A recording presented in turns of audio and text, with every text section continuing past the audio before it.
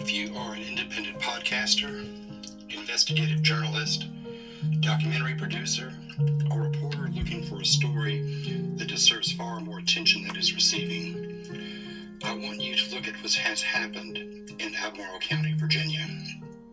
Specifically, look at the Albemarle County Public Schools from June 4th, 2026 to present day. Because what began with the arrest of a former elementary school employee has developed into something much larger. Questions about institutional oversight, communication, internal investigations, leadership, accountability, and whether critical information was handled appropriately. And despite the seriousness of those questions, this story has received little meaningful national attention. Here's where the timeline begins. On June 4th, Albemarle County Police publicly announced the arrest of Michael Swiney, a former Hollymead Elementary School staff member, on 11 felony charges involving alleged sexual offenses against children. Police said their investigation began in January after a juvenile came forward, and that 3 additional juvenile victims subsequently reported unwanted sexual activity. Police also said they believed additional victims might exist. Swiney is presumed innocent unless proven guilty in court, of course, but the institutional questions surrounding the case are separate from the criminal allegations, and these are the questions deserving of independent scrutiny. Swiney had been placed on administrative leave in January, yet many parents and members of the public did not learn about the investigation until the criminal charges became public in June. That immediately raises a fundamental question. Who knew what? When did they know it? And what did they do with that information? Within days, the crisis reached the highest levels of the school division. On June the 11th, the school board asked then Superintendent Dr. Matthew Haas to resign. The board then faced mounting questions from parents, teachers, and the public about the division's handling of the situation. But the controversy did not end with leadership changes. It merely expanded. Albemarle County Public Schools commissioned an outside review concerning its handling of the matter under the Title IX. Then, in August, that report became a central point of contention between the school division and the Commonwealth's Attorney's Office.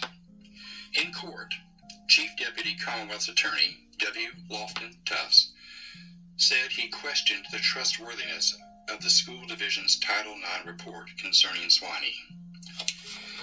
Albemarle County Public School Board Chair Dr. Rebecca Berlin subsequently defended the division and the conduct and challenged the Commonwealth's Attorney's characterization of the investigation.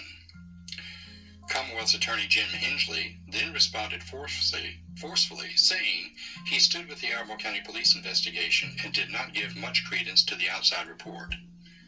Stop there for a moment. A local school system, a criminal investigation involving alleged crimes against children, an internal investigation, an allegedly outside review of that investigation, even though the law firm conducting the review is already representing the Albemarle County Public Schools in other matters. A superintendent's departure.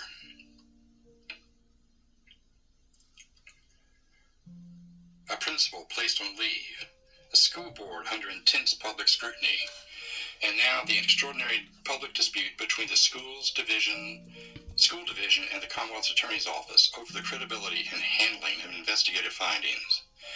This is not merely a political disagreement. That is an investigative story. And there are questions that independent journalists should be asking. How was Swiney's January administrative leave handled?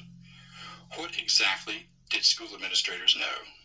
When were individual school board members informed that police were investigating? What information was communicated to parents and when? What did ACPS provide to law enforcement? What did the original Title IX investigation actually conclude? Who conducted the Title IX investigation?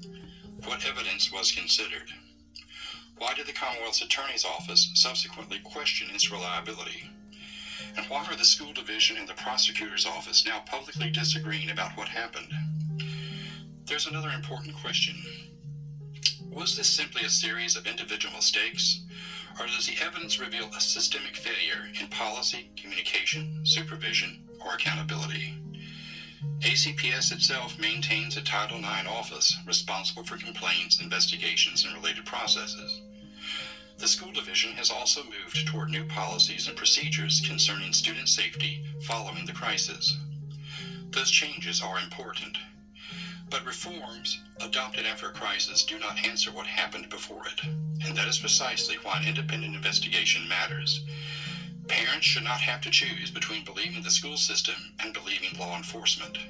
Taxpayers should not have to reconstruct the timeline from newspaper articles, public meetings, court proceedings, and scattered statements.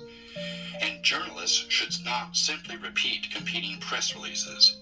They should obtain the documents, interview the parents, interview current and former employees, examine emails, policies, meeting minutes, personal decisions, investigative reports, contracts, training records, and communications between the Albemarle County Public School System and the Albemarle County Police Department. Build the timeline. Follow the money. Identify every decision point. Determine who had authority. Determine who had knowledge. And then ask the most important question of all. Could this have been handled differently? And could better institutional safeguards have protected children? That is the story. Not partisan politics, not personalities, not sensationalism, accountability. National media may decide that Albemarle County is simply too small to make a difference or to matter. Independent journalists should know better. Some of the most important investigative stories in America begin in places that nobody outside the community is watching.